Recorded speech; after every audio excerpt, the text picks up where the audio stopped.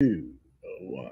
All right, we are live here at the Barroom Network. If you're wondering why I'm holding my phone next to the microphone and next to my ear, it is because I got Dan Aguire on the line. And Dan and I have been talking and lamenting about this Bears loss. And just read his tweet. He's done. He's done defending the Bears. Yeah, I'm not done being a fan. And maybe I'll change my mind by next week, but I'm tired of defending Justin Fields, I love Justin Fields. I'm tired of defending that the Bears are going to win more than 4 games this year when everyone else said they're going to go 12 or 3-16. Well, I don't even know what the fucking math is now because it's 17 games, but like 3-14, I guess. So I'm just tired of it. It's an uphill all the time trying to defend the team and thinking that they're better than what they are. Like tonight, I was crestfallen, man. I still am. Like it was a fucking clown show. You got Smith Morset like tripping over the left tackle of Braxton Jones and falling down. It's like football follies in the 80s. And then Fields is getting hit every fucking play. Like he's getting the shit knocked out of him. Like the lineman, there's no, Eberflus supposedly had that system about hustling and holding people accountable, unlike Matt Nagy, who just wanted to be their buddies. So I just was so disappointed. It's like, wait, he's taking out Jenkins? Because no one would be watching that saying Jenkins is the reason this is happening. I don't know. It feels like no one's being held accountable. How many passes can Pettis drop? And even Mooney, your fucking guy on 4th and goal there. He said he lost it in the lights from what I read, the light bank. But it's just so Bears, man. Don't you think?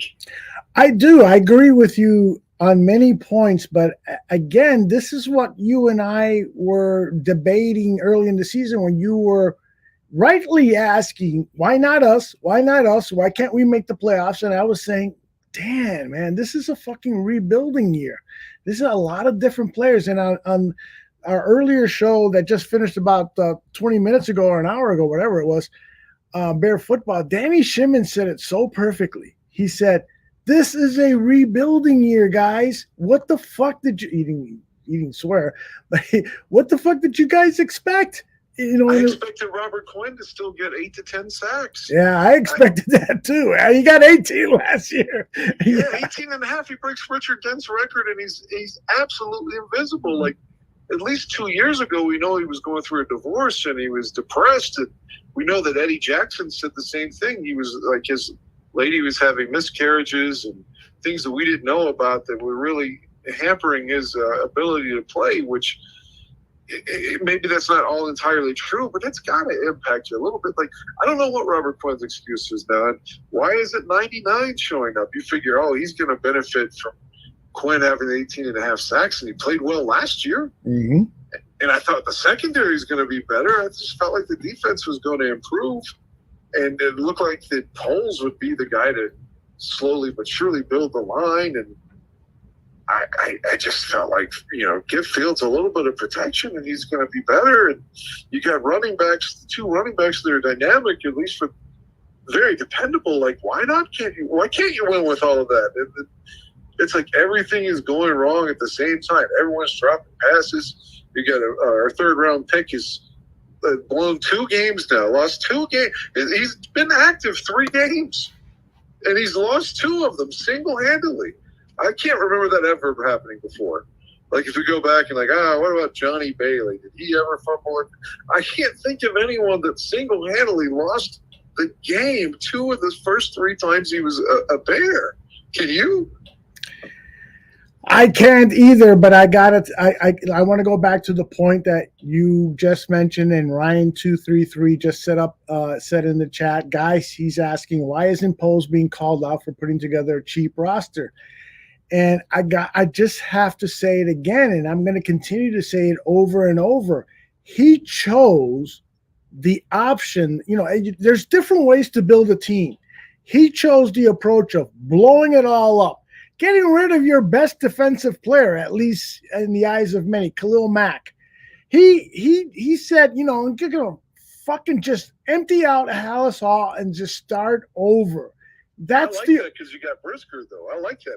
Yeah, exactly. I mean, and so it's just going to be painful. It's going to be painful. And then when you factor in what Ryan Pace left him with 5 draft picks, none of them a first rounder. And so, and a salary cap issue with that was awful. There's tons and tons of dead cap money and so forth. This is what we should have expected all along, is a dysfunctional team.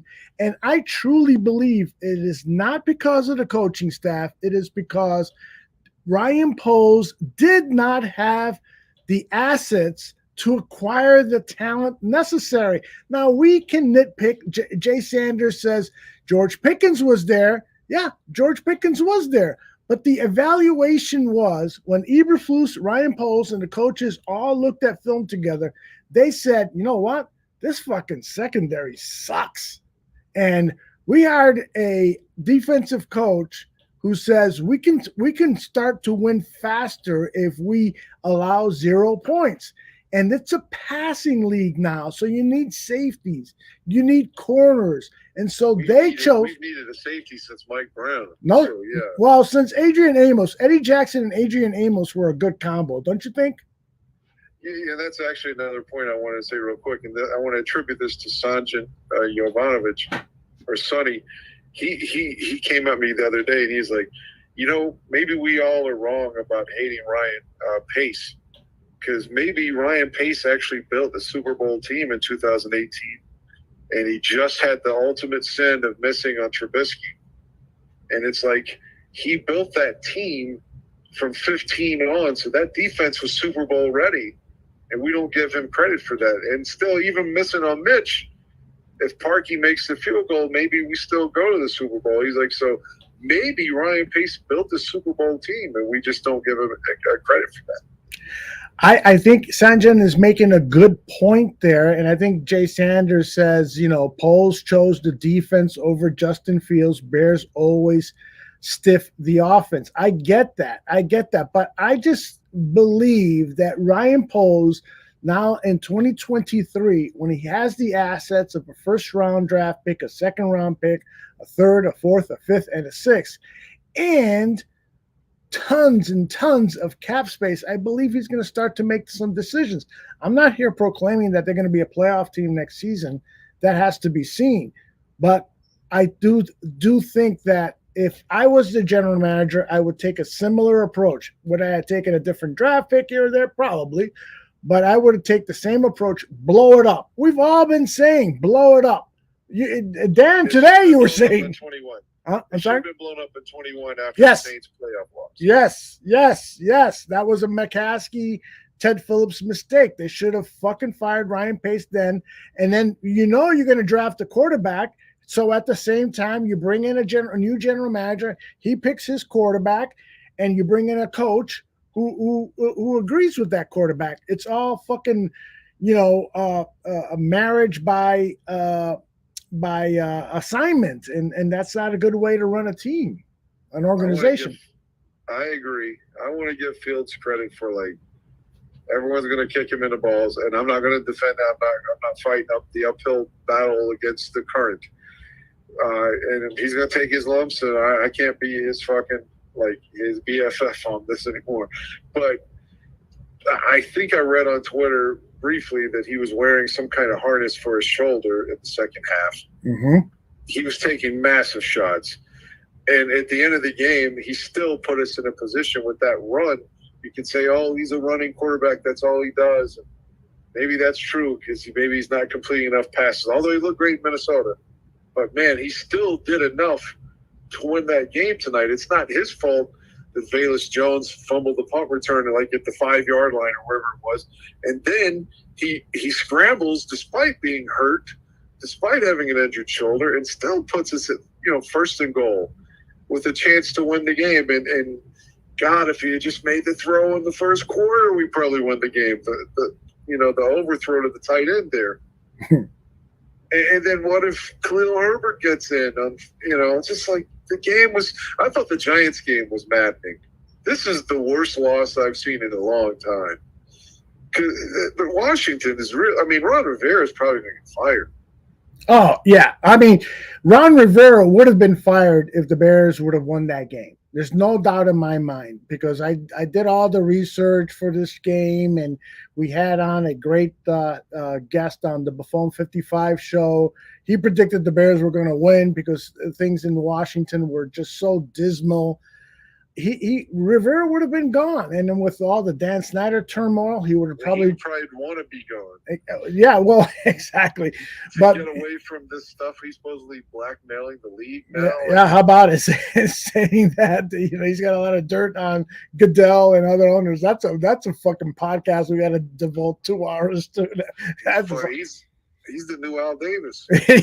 he's worse than that. He's like one of the members of the Goodfellas or the Godfather or something. He's gonna have people whacked. But losing to Washington, at least the Giants are 4-1. At least they beat Green Bay. Yeah, it's just like fucking Washington. We had no business losing that game tonight. Like 50 things had to go wrong for the Bears to lose that game 12-7. And they all went wrong. And that's what's so disheartening is I know everything you're saying is true about this is a rebuilding league and, he had to use a bare bones approach to blow it up. I concede all those points. But even so, the team that I watched tonight underperformed. Greatly underperformed. The team that played Minnesota last week, is capable of hanging in there with the 4-1 Vikings. Mm-hmm. Then tonight they're at home. You figure, I swear that's the first thing I thought. I was like, oh man, it's so good to see him back at Soldier Field, to be back at home. It feels like it's been a month since they were at home, and like within 20 minutes, I'm like just so frustrated and hating the game. They were capable of more. Mm-hmm. And then one more thing, I don't even want to give them an out. Bet you about the officials. That drive that led to Washington's touchdown. Oh, no. Maybe they're held to a field goal. Yeah, I think it's what becomes 7-6. Yeah. There's 2 horrible calls on the Bears secondary. Yes, there were. Just horrific calls. Mm-hmm. And then the one that the Bears had on 3rd and goal at the end when Pettis dropped the ball, which was, again, another drop. But there's no way that's not either A, illegal contact, or B, PI. In any scenario, it's Bears ball at the 1. Or at least half the distance, and it's 1st and goal again. Mm-hmm. Like, how do they blow that call? Like, are they not watching? I think the game has become too fast for the human eye. I really do. I mean, maybe they can get better trained officials. I've been on the soapbox for years now that these guys this is their part-time job. A lot of them are bank presidents, lawyers, teachers, what have you. Perhaps if you had full-time officials who were 40, 50, 60 hours a week studying the game and then going out on Sunday and calling the game would be easier for them. But maybe it's just that the game has just become way too fucking fast. And so therefore you need television. You need the NFL to install their own cameras so that they can fairly judge what is going on in the field. Because if I'm doing a better job of officiating while I'm watching on fucking Amazon Prime and it's fucking buffering and I can still make a better call than these guys who are making $250,000 a year, there's something fucking wrong with this league. And I just want to say one other thing, Dan. It's, there's people in the chat room saying, well, George Pickens was there. And I know Jordan likes to talk about Alec Pierce. Those receivers should have been drafted and stuff. You know what? Alex Pierce has 14, 15 catches this season. He doesn't have a touchdown. George Pickens doesn't have a touchdown this year. Those guys are good receivers and could potentially be great receivers. But there's problems with this fucking football team, and a lot of them have to do with Justin Fields himself. Those 2 interceptions in the red zone today, the interception he was trying to throw to tight end Cole Kmet, he had a guy wide open on the flat who Equanimous St. Brown, who with his power would have bulldozed his way into the end zone. And then the throw to the tight end, Miller. Maybe Miller isn't as fast as Cole Kmet and so forth, but that's a wide open throw. You lob that ball and let him run under it as opposed to having him reach. A lot of people were saying, well, he slowed down. I don't think he slowed down. He stutter stepped a little bit because perhaps he misjudged it, but it didn't matter. That ball was still overthrown. And Justin Fields in the press conference says maybe he could have run faster, but I could have thrown a better ball. Yeah, that's really the way that should be looked at. Both of them were at fault, but I first and foremost blame Justin Fields for missing a wide open Ryan Griffin. Yeah. I agree. That's on him, and I don't think Justin would run from that either. So, yeah, I mean, I want this guy to be our quarterback. I want to say we have the future there, and I don't know now. Like, I just don't know, but I don't want to be flip-flopping every other week. Oh, he's shitty in New York, but he's great in Minnesota. And then, he's bad again tonight. Then we're going back to good Rex, bad Rex. And I don't want to do that. Like, I want to be committed to our guy. And we're talking wide receivers. There's this rumor percolating that maybe Carolina was going to dump DJ Moore for a fourth-round pick. No fucking way is that going to happen. Fourth-round pick? Fuck no. Yeah, that's what people are saying online. Yeah. Of course, it doesn't mean anything. I'm just saying, but if they really are having a fire sale, then maybe that's a guy you can look at. I don't know. But I know watching this game tonight, seeing Carson Wentz throw for like 96 yards and we lose, it's just sickening, man. There's no way the Bears should have lost this game. I agree with you. And Jay Sanders says Velus lost us that game. That's Poles' guy. And I agree that, that second mishap for Velus Jones on special teams was awful. And, we saw him on special teams run a kickback for a touchdown, or at least it was a long game, and that all really fired us up saying, oh, this guy's going to be like Devin Hester and so forth. And unfortunately, he's had two terrible plays. Only blame him on that. And Eberflus said afterwards that Velus was being taken off of special teams until he proves that he can catch the ball, and that's the right way to handle that. That guy can be a special player, but maybe he was overvalued. I mean, there wasn't any draft service that I saw where Velus Jones was a third-round pick, a fourth-round pick. He was slotted as a fifth-round or lower pick, and perhaps Ryan Post made a mistake and overdrafted him. I'm not ready to rush to judgment. I think it takes a while, at least an entire season, to make evaluations on these players. But the one thing, and I agree with Danny Shimon, who earlier today said, we got to take it easy. We can't press this young quarterback. This is essentially his rookie year. But, man, when you got wide open receivers, when you got guys that you should be spotting wide open in the flat as opposed to forcing it in, I blame that on Justin. I blame it on Justin.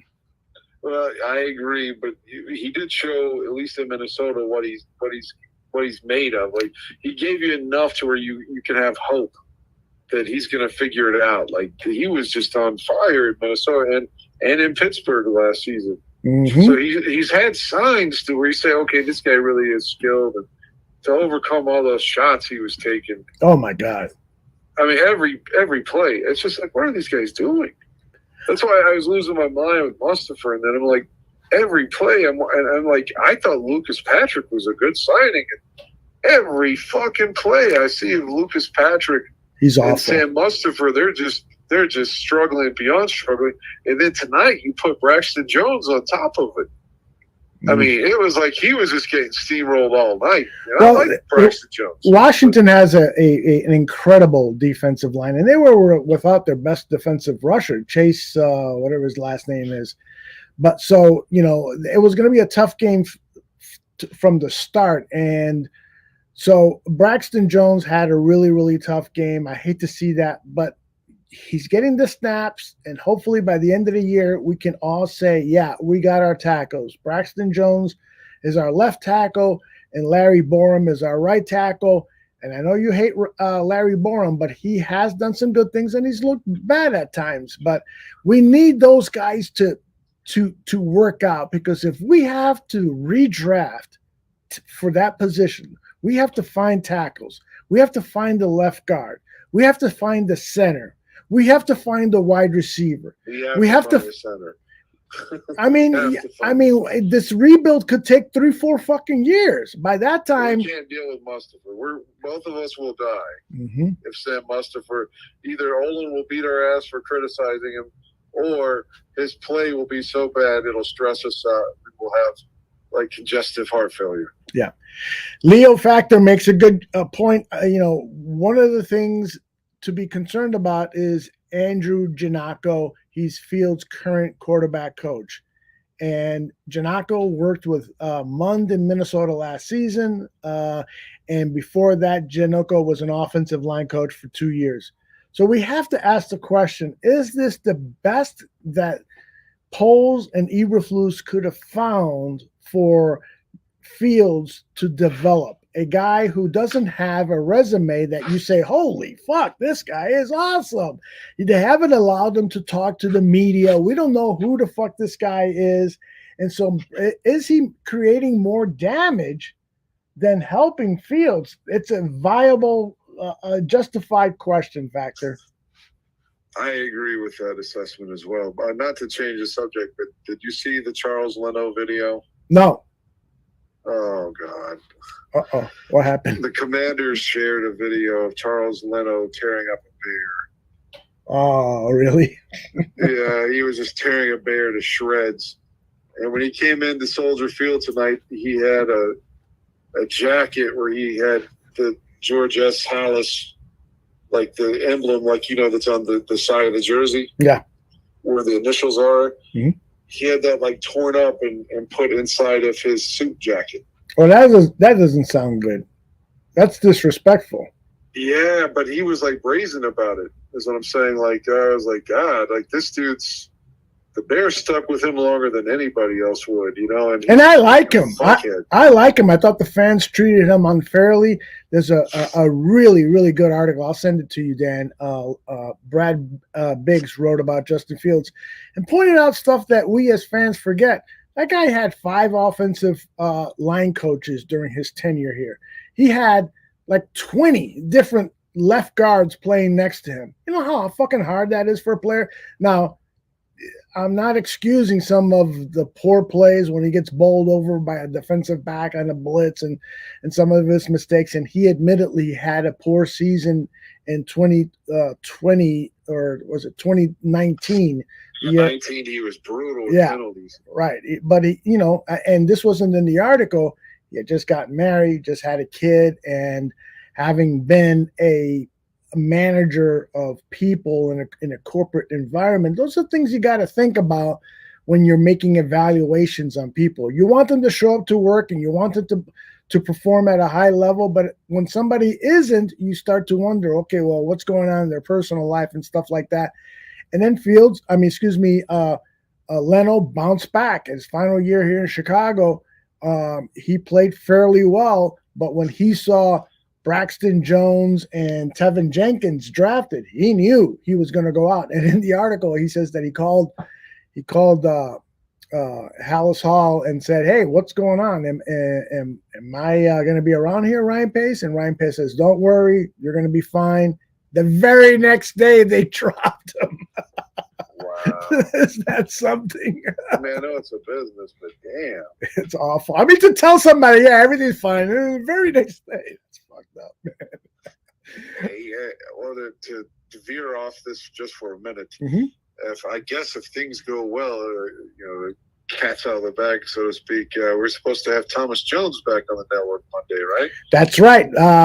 Big announcement here. I should have mentioned this earlier, but Thomas Jones, the Bears running back from the last Super Bowl team, is going to be on Bears Country podcast with Dan Aguirre and with Mr. Shorty.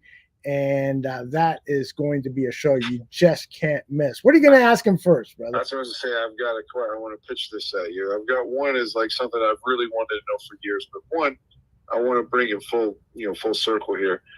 Thomas Jones, if you recall, I think he was drafted, right? Either before or after Urlacher. Yes, before Urlacher, yes. Yeah, he's local. He's local here from where I'm at. He played ball like an hour from here. So, I know who Thomas Jones was, is what I'm saying. And, but early in his career with the Cardinals, he struggled to the point where he was called a bust. So I was going to ask him to, I don't know, I need to sharpen up my wording, but essentially, okay, you were once referred to as a bust, and you overcame that label. Mm-hmm. Like that it was probably shitty for people to say that you were on a bad team in Arizona, and then in Tampa you were just the backup. You come to Chicago, you become the man, and you prove and overcome that narrative about being a bust. How can Justin Fields do the same thing?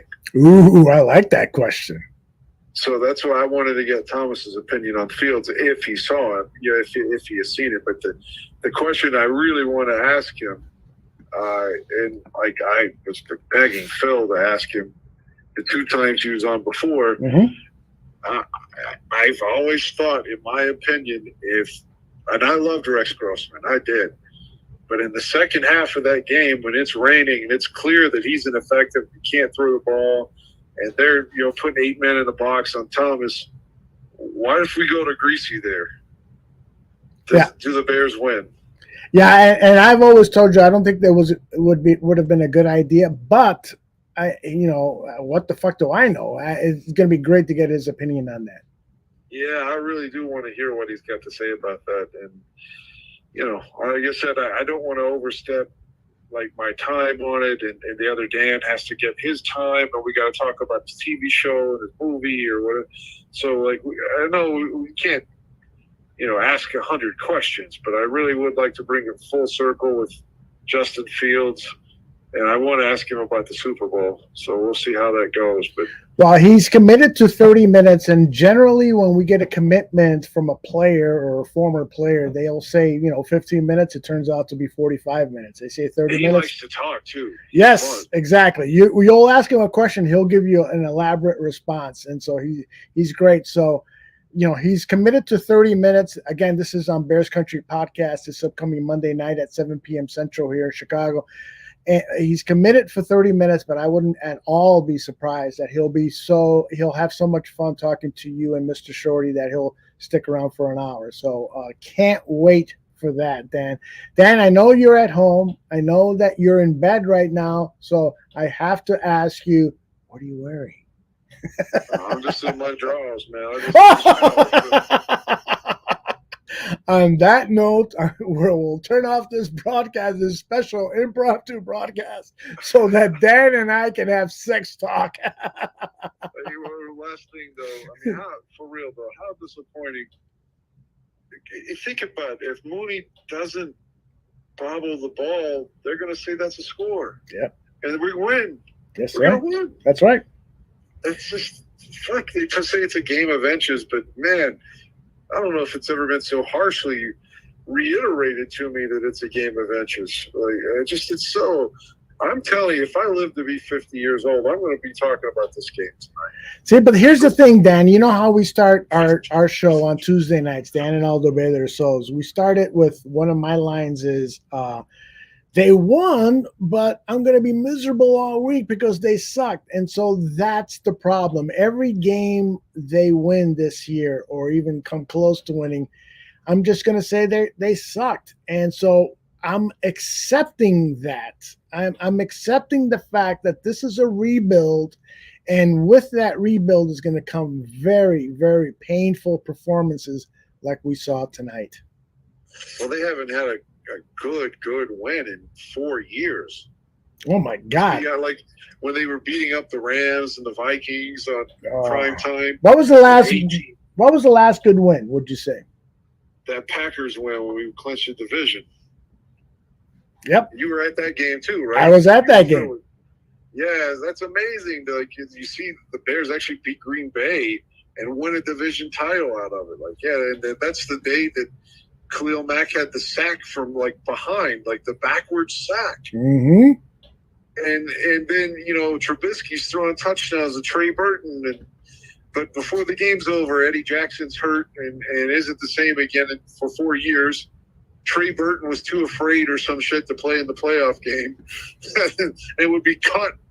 It's like, how could only the Bears could this happen that the tight end would be like, oh, I ran that play in the Super Bowl. I can't run that against the Giants. It makes me nervous.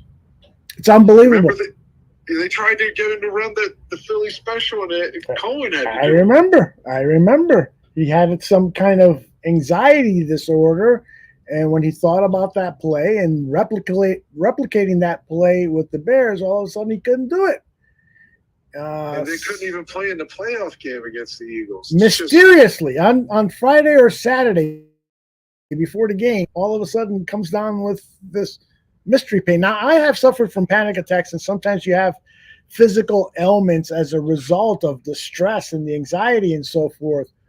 But he claimed in an interview that it wasn't anxiety related, although he had but admitted that he had an anxiety disorder. But he claimed that particular incident had nothing to do with his anxiety disorder. So what the fuck was it, dude? some groin injury is what they were trying to say at the time, but it's just kind of like when Roquan missed the game against the Vikings. You never find out the answer to these things. Mm-hmm. What do you think about what people like PJ, my man PJ, is in chat? He says, cut Dante Pettis and bring back Daz Newsome. Daz is only 23 years old and has room to grow. I'm not sure even Daz is available, but what do you think about the idea of cutting Dante Pettis? And he made a tremendous catch today. I would have cut Pettis last week, which again, I was like, at the time I thought, okay, please shut my mouth. Please go ahead and catch that touchdown pass. Yeah, we need you. So, yeah, step up and shut me up as the fan who's telling you that you suck. But he's not going anywhere, because if they're taking the punt return job away from Velus Jones, then it's going to go to Pettis. Mm-hmm.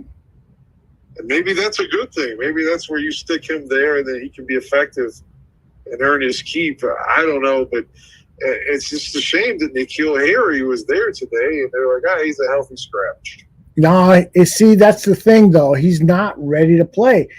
At this week's press conference, Luke Getsy said, he's still a way away from rock and rolling. What happened, and I think people, don't understand this fully, is both he and Alex Leatherwood, the offensive lineman that people are now saying, he should be moved to left guard.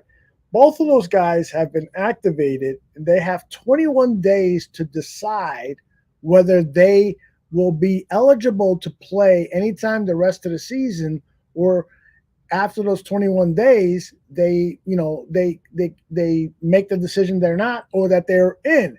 Doesn't mean that those guys are ready to play now. And so it's going to take some time. And like with Leatherwood, Gabriel says, this guy has to be stripped down. He learned some bad things over with the Raiders. You got to take some time. He really needs a training camp. If you're going to throw him in now, you better not expect anything. And that's sort of how I feel about Harry. Harry, God damn. Come out and catch a touchdown against New England. If he does, I will shut my mouth up and say I was stupid about the whole thing. But I just think it's going to take time. There's just a hodgepodge of players here, and we got to know what we're dealing with. This is not a high-quality roster. It will be, hopefully, in 2023 and 2024.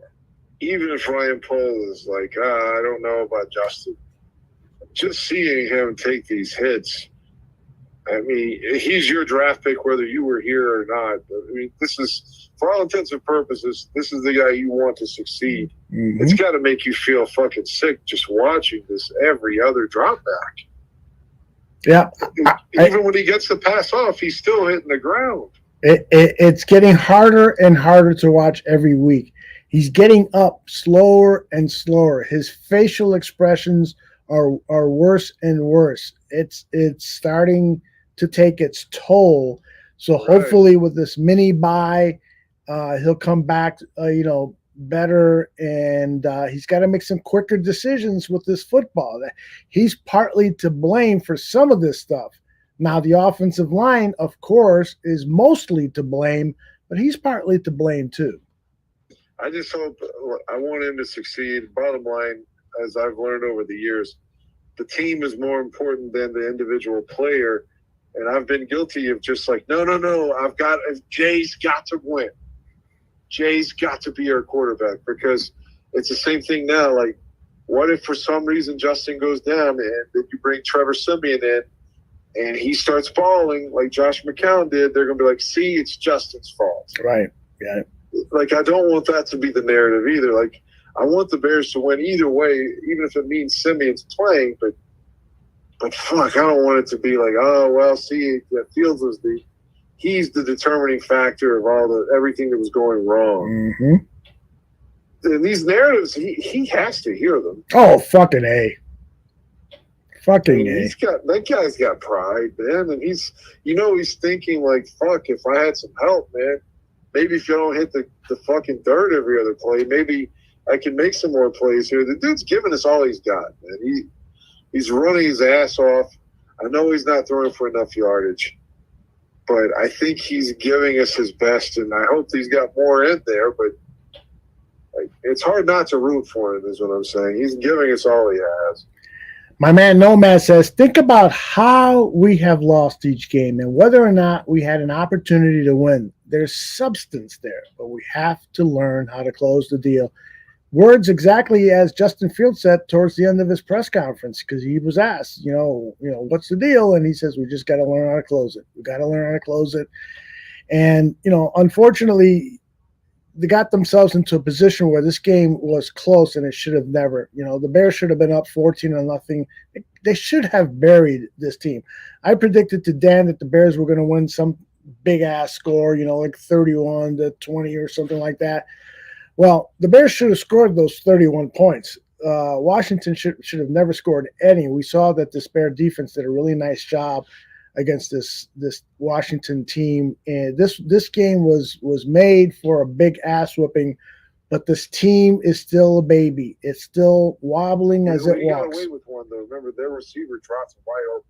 Oh my gosh, yes, you're right. That would have been a touchdown. So, in theory, they probably should have gotten 7 there. Mm-hmm. And just like you told me, here comes that siesta. After the Bears finally scored, it's just exactly. Like, why isn't the defense always just like comes out like, all right, we're happy now. We're not ferocious anymore. The offense finally scored, and they always just wilt. I don't understand that. Why does that happen? I don't know either, man. And it doesn't matter who the defensive coordinator is. It always seems to happen. Yeah, it's just amazing to me. This is just such a thorough defeat, like from the fan base to the coaches to the players to just. I mean, this is on national TV, and the next game's on national TV. We're gonna win that game. If you come out playing like you did tonight, New England will fucking beat you by 35. Fuck Bill Belichick. But you know what I'm saying? I know. He's a piece of shit, but I mean, he's won a plethora of Super Bowls. So if he feels like he can cut your throat, he's going to. Yeah, he will. He one of his gifts as a head coach is he knows how to take advantage of a team's strengths and weaknesses. So it's going to be from that vantage point, the Patriots will have the advantage. Even as much as I like the Bears coaching staff, they're young, they're inexperienced, and against a guy like Bill Belichick, that's going to be a disadvantage for us. So hopefully they'll prove me wrong. Can I put you on the spot for one thing? All right. Can I get you to go to Smashing Pumpkins? That's our impromptu show for tonight. Dan is in bed. He's wearing his skivvies. What are you going to do now? Are you going to turn on a candle and masturbate? No, I hope I'm recording the game. It is on NFL Network right now. So I could have because I've recorded every game almost the last 25 years. Unbelievable. Yeah, I'm worried about it next year because if it's all streaming, how can I do it? But that's another problem for another day. But yes, I'm recording it right now on NFL Network, but I still think I'm probably just going to set a timer to go to sleep and not watch any more of this shit. I'll probably never watch it again because that's how much this game has bothered me today. I'm actually thinking I'm going to watch it, sometime this weekend. I'm going to watch it again. I'm definitely going to watch that fucking All 22. I feel almost obligated to watch it now. Not that I'm, some great tape analyst, but I'll watch it.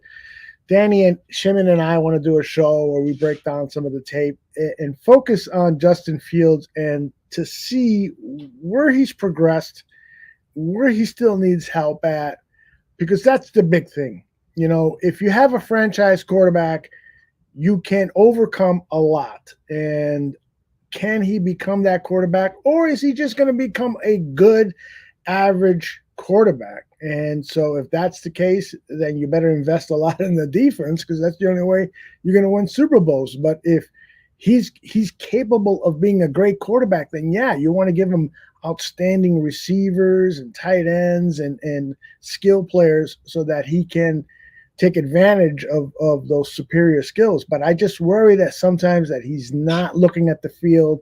There's wide open guys. He's not pulling the trigger. That's what I want to see him improve. I want to see that improvement accelerated. What I'm hoping is that he at least performs well enough to get a second contract with the team. Because if you think about it, Cade McNown, first pick, 99. Mm-hmm. By 2001, he's not even in the league anymore. But to be fair, he got hurt. I forget what body part he hurt, but he suddenly couldn't throw the ball as well. It's obviously his shoulder or something, or his elbow. But either way, he didn't get a second contract. Grossman did, sort of. He got a one-year deal just to back up Kyle Orton in 08. But, again, they had already given up on him as being, like, the guy. So that's another first-round pick. And then now Trubisky didn't get a second contract. And now you got Fields. Like, you don't want to just keep missing a quarterback over and over. Like, Jay got a second contract, but the whole time people criticized he shouldn't have been re-signed, you know? So right.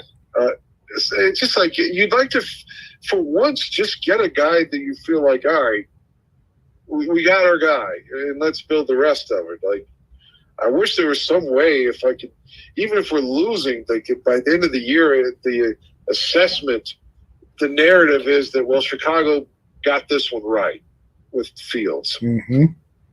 But I don't think that's going to happen. I mean, it's like he's already, like I said, swimming upstream, and it just like during the game tonight, I forget. There's Jay Bonds is his name, and we should get him on sometime.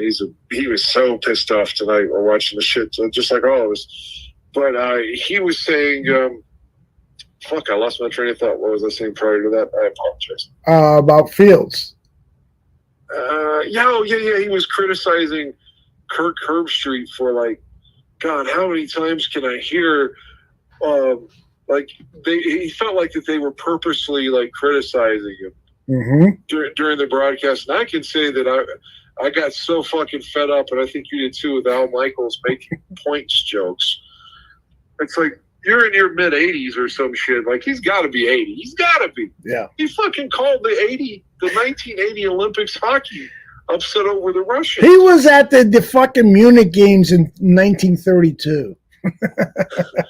Well, for real, like, you remember Tom Brenneman got in trouble, with Fox. He got fired a few years ago for saying homo or whatever it was. Right. His dad took over the Reds broadcast in 75. He took that job from Al Michaels. That's right. Al Michaels was the Reds regional radio guy in, like, up until 74 is his last year. So this guy has to have been born in, like, the mid-40s. Mm-hmm. He has to have been. So be happy you still got a job and quit making stupid-ass jokes. No, it really fucking irritated me, And anyone that is like Don Burr, the Detroit Lions guy, he came into the chat room and started fucking hazing us and stuff. I fucking blocked him. I don't want him anymore, despite the fact that I like, interacting with him. But when you go through a loss like we did today, it fucking hurts. And for Don Burr to come in and start to rub it into our face, and then he doesn't dare to show up when the Detroit Lions lose 29-0. That's right. He was nowhere to be found. But he thinks it's okay to come in here and fuck all over our team. Fuck you, Don Burr. I thought you were a good guy. You're not fucking realizing that, sometimes you just got to be cool and lay off of somebody's pain, man. And someone made that story about how to get warm food in his belly that he used to suck somebody off in his family to get the semen in his throat, to get the sensation of a warm meal in his stomach. which I thought was one of the funniest things I'd ever heard. But maybe that is true, based upon his attitude recently. I don't know. I was just saying that, though, but going back to Bond said that he's like, man, every time Kirk Herbstreit opens his mouth, it's like to say, see, look, he didn't go to the right receiver. Right. He didn't do this. He didn't do that. It's like they were purposely looking for things to isolate, to criticize. Mm-hmm. Yep. And that indeed. And just from, a different perspective, because I've heard now those guys work together, Michaels and Herbstreit, for 2 or 3 shows, broadcasts now. Boy, they're rough. They don't have that familiarity that Michaels had with Collinsworth, and before that, who did Collins? Yeah, John Madden. Yeah, John Madden and stuff. Yeah, this is the worst combination for Al Michaels. He probably was irritated tonight, or sounded irritating, because he's got to work with Kirk Herbstreit, who doesn't know the pro game at all. Doesn't know the fucking pro game. That whole hire of having him do these pro games after having a career exclusively in college football is ridiculous. And you can tell by his commentary that his familiarity with these pro players is their college career, not what they've done as pros. That's a fucking bad combo. Yeah, well, I agree with that assessment, what you said about his familiarity being with their college days. That's harsh, but man, I believe that's to be true. Maybe he'll get better, like if he gets a couple seasons under his belt. I mean, I was the guy that liked Dennis Miller on Monday Night Football. I was the one. So, I mean, people can get better at the gig, is what I'm saying. Yeah. But yeah, right now he is. He's not very good. Mm-hmm. He's not, but you are very good, and I love you. I can't wait to see you in November, but before that, we'll be back on Dan and Alder Bear Their Souls on Tuesday. Hey, Dan, I'm trying to line up a special guest for Tuesday's show. It is a guy who runs the website called footballzebras.com, and I just wanted to talk officiating with him. So I want you to behave, because I know you and I can go off on the officials, and this guy is more on the officials' side than not. He has a respect for what NFL officials go through. So I thought it would be a good interview. I'm going to try to have him on Tuesday. What do you think? I can do that. I mean, by Tuesday, we'll all have some time to breathe, like Justin with the yoga. Yeah, but get your questions. Yeah, really. Did you see him on the sidelines breathing? Yeah. They showed it. I saw it. He had his eyes closed, trying to breathe in hard. And the guy's trying to give us everything he's got. That's my point. Like, hell, he's fucking doing yoga now. I mean, but we'll all have a few days. By the way, you know who recommended he do that? Komet, right? Yeah, that's right. Well, my point was going to be that we all will have like a half a week before Tuesday's show, so it's like emotions will be calmed down a little bit. Mm-hmm. But man, this one really, really stung. Like I'm telling you, like I thought the Giants one was bad because I was just so frustrated, thinking that they were playing down to an inferior, or if not an inferior team, an equal team. Mm-hmm. But tonight, there's no doubt Washington again was inferior. Mm-hmm. Yep. And there's no way that they should have played so poorly. Where's the fucking the system that Eberflus boasted and beat his chest about how he was going to hold people accountable? That's why I was so pissed at the coaching. Was I don't see substitution. I don't see people being. But I guess if he makes the change on Velus Jones, that's good. But you don't see any corrections, or just the mistakes are allowed to compound and multiply to me.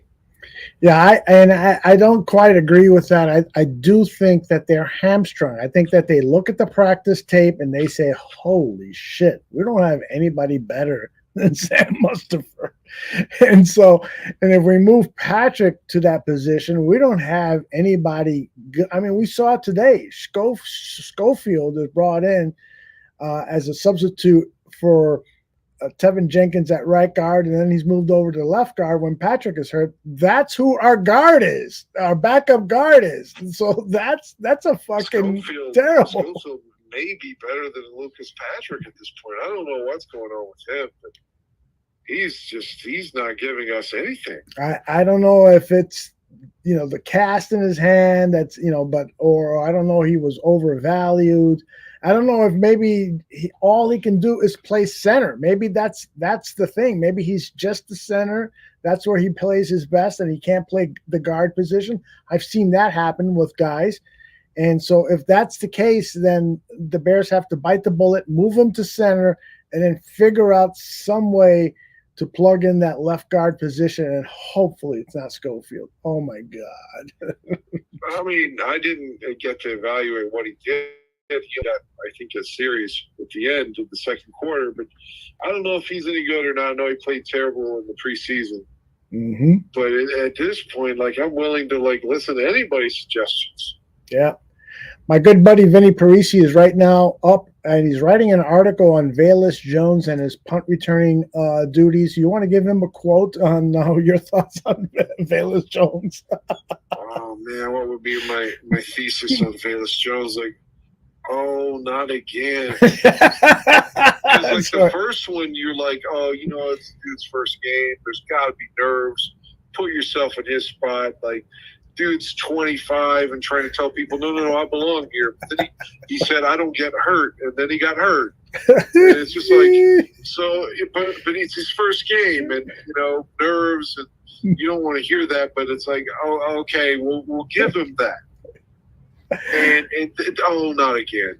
Yep. Oh, fuck. Yep. And because I was streaming, I saw someone's tweet come in and say, I think it was Tooch's actually.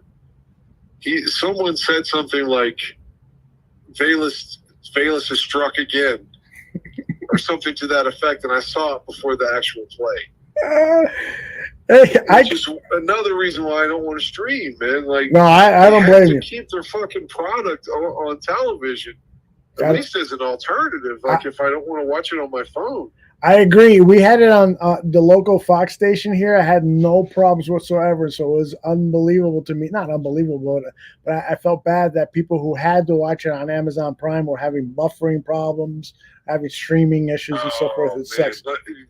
If you are you on the I guess the All 22 you're going to watch is the coach's film, right? But yeah, if for some reason you see Amazon's feed, they blew the touchdown, the Bears touchdown to Pettis. I saw that because they put it up on Twitter. Somebody put up a highlight and they caught it right in the fucking end of the catch. Yeah, they showed St. Brown going in motion or something, and the pass had already been thrown, and then let's cut to it. The director really dropped the fucking ball, no pun intended, Darnell Mooney. Dropped the ball in this camera shot there like that. Somebody, the floor director, somebody, even Amazon, even the crew had a bad night tonight. It was bad. By the way, I think I got the lead line for Vinny Parisi. It's based on your thoughts. What he should write about Velus Jones is this. This is the first line, the lead. You would think that at the age of 25, Velus Jones would know how to catch a football when he's returning punts. Yeah, and his touchdown was one of those cheap fucking end arounds that are now considered passes. That's fucking ridiculous. They need to go back and the ball has to pass the line of scrimmage for it to be a forward pass. Come on. That's a fucking ridiculous. That's a handoff. Jesus. Yeah, I agree. And it's they talk about the stats being inflated and things, especially in baseball, because you'll compare all the stats from the early 1900s, they had 7 balls at one point, shit like that, for it to be a walk. And you have to have context, and eras matter because of the differences in rules. Well, if you're going to compare to Marino or someone that had a great career in Montana, to all these fucking current guys are just getting just a litany of these cheap touchdowns that are essentially handoffs that aren't fair to the guys that played before them that were also great, but their stats are getting eclipsed by bullshit. I agree 100% with you. Chubbs has a question for you. He asks, what do you think was worse tonight, the offensive line or the defensive line? That's a good question by Chubbs. I think all of us, I'm going to at least say me, I like Robert Quinn, but I pointed out that he's just, I don't know where the fuck he's been. Like he's been active, but but my point is that the defensive line, we're kind of giving them a pass just because how poor the offensive line has been, or how you remember before it was Kyler Gordon that was struggling. Although he seems to have turned it around, and I felt like he would, Mm-hmm. But there were other things. Oh, Jalen's hurt, There's a couple other things that distract you from the fact that the pass rush is completely non-existent. And as you know, they've been having just mass difficulties against the run as well. Like the scrub that came in at the end of the game was running on us. Like the first guy, they were shutting him down, but then the other guy comes in late, can't tackle him suddenly. I don't know what you got a defensive coach. Yeah, I don't know. I think it's just, you got a bunch of mediocre players, and so they're playing mediocre football. I know you and I disagree. We'll talk about this more on Tuesday, but I still believe in this coaching staff. I think that they're making good decisions. I just believe that they don't have the players to win, and it's going to be a difficult season. Let me ask you this. And your point is obviously valid because it's an opinion. So if I don't agree with your opinion, which I'm not even saying I don't agree, I just mean for one night. I'm not saying like fucking fire the coach or something. Right. I'm just saying for one night I thought, well, they were really outcoached against the Giants really badly with that misdirection stuff. They couldn't, stop it. But tonight, though, let's just say the exact outcome of everything happened. If Nagy's staff were there, would you be so like, oh, give Matt a break? No. I mean, that's not a valid hypothetical, because are you saying if Matt Nagy was still the coach and they went through this rebuild, they said, okay, we're keeping Matt Nagy as our head coach, but we're blowing up the roster and we're bringing in all these, new guys because we're hitting the reset button and we're starting from the ground floor, but Nagy is still our coach. Is that what you're saying? I'm just saying if the performance were the same for the players tonight. Got you. And if the players still perform so badly and there was never really any what appeared to be accountability in terms of substitutions, and granted, everyone's not going to be Mike Ditka yelling at people and okay, Dennis Gentry, you're not playing till week 9. So shut the fuck up. Or you're not going to have that. Like, it's a different era. But still, it didn't appear that anything was changing.